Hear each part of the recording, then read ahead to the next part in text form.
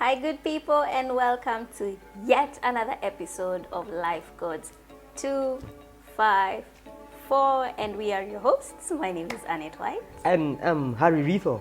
And let's get this thing going.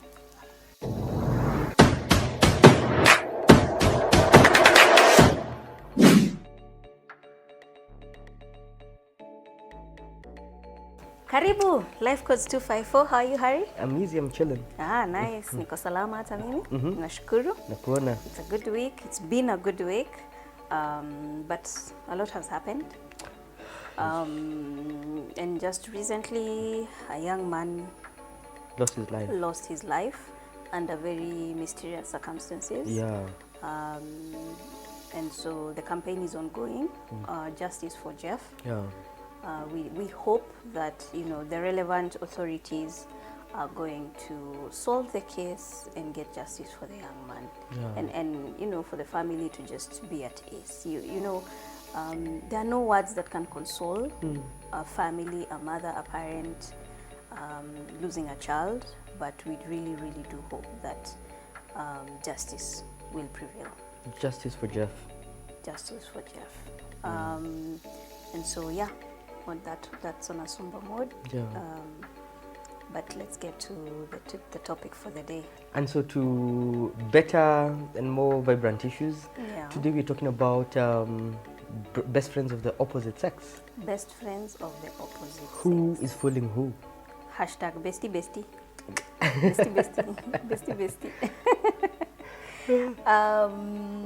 Yeah, is it possible to have a best friend that is of the opposite gender?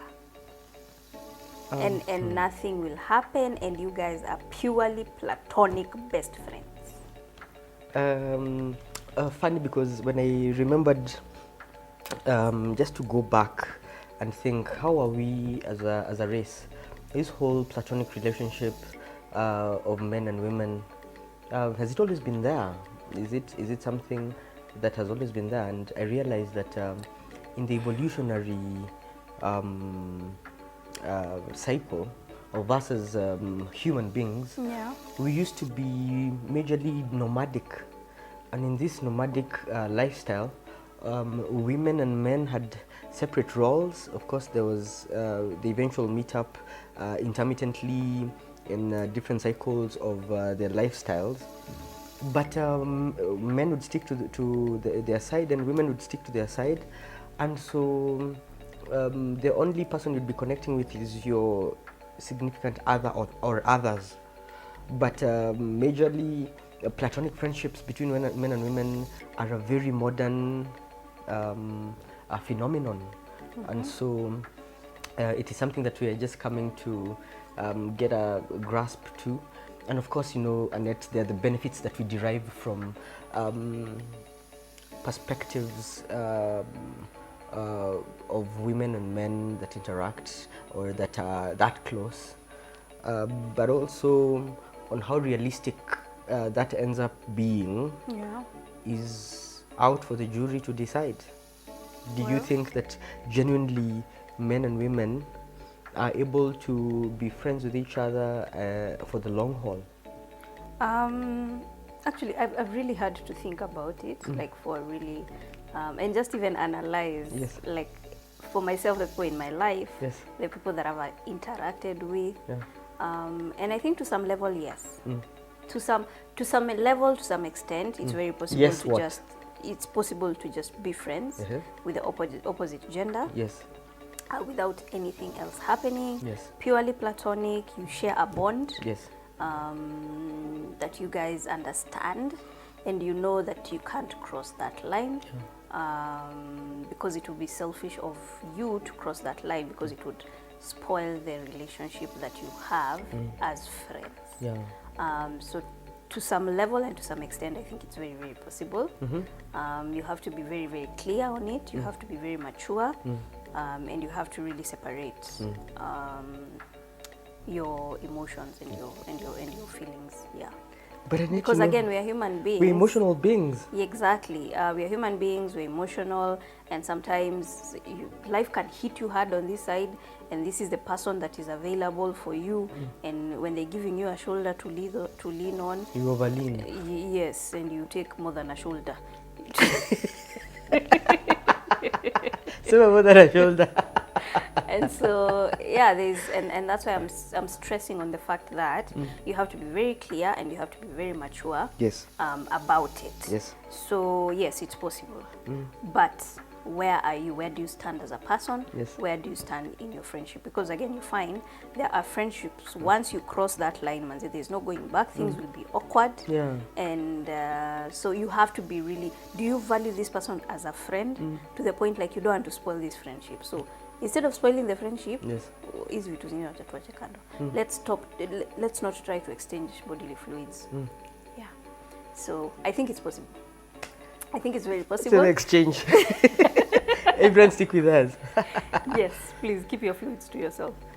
Ah. Yeah, I think it is. Yeah. Well, you see, we are emotional beings, as you just rightly put it anyway. Yeah. And being emotional beings, we start off as being friends, and we exchange, we talk about the things that we are going through, and it evolves, and we discuss deeper things that we are facing as people. Yeah. Before we know it, there's an unspoken bond that develops between these two people, and inherently, without even knowing, the physique starts being drawn to the other, and you see, a majority of the times, statistics have shown that people will end up with friends or best friends who are appealing to them. You'll not go get a best friend that you do not find to some level attractive. And so these are these best friends, when you look at them, majority of them will tell you, hey, yeah, I think they're attractive people. Yeah, they're attractive. I think she's very attractive. He's very attractive. And when that level of attraction is there, as human beings, we usually express ourselves physically, and in no time, by that physical expression of how you feel about this person, you end up romanticizing it. And as soon as you cross that line, it can go either way. It can go either way. It can morph into anything.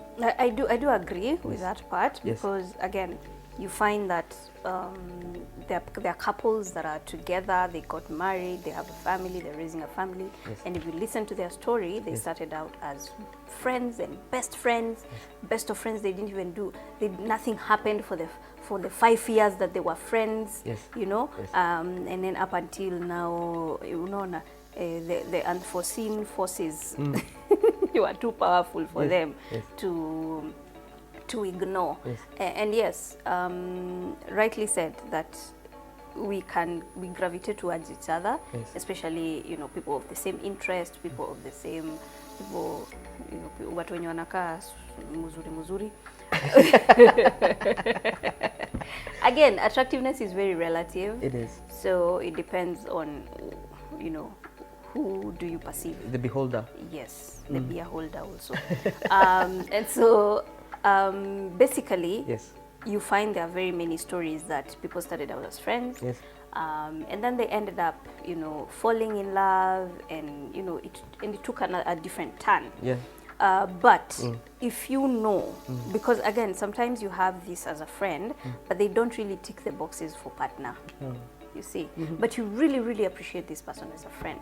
You really appreciate this person, and you're comfortable sharing with them your life, your thoughts, and you really delve into issues together, and you solve problems even together.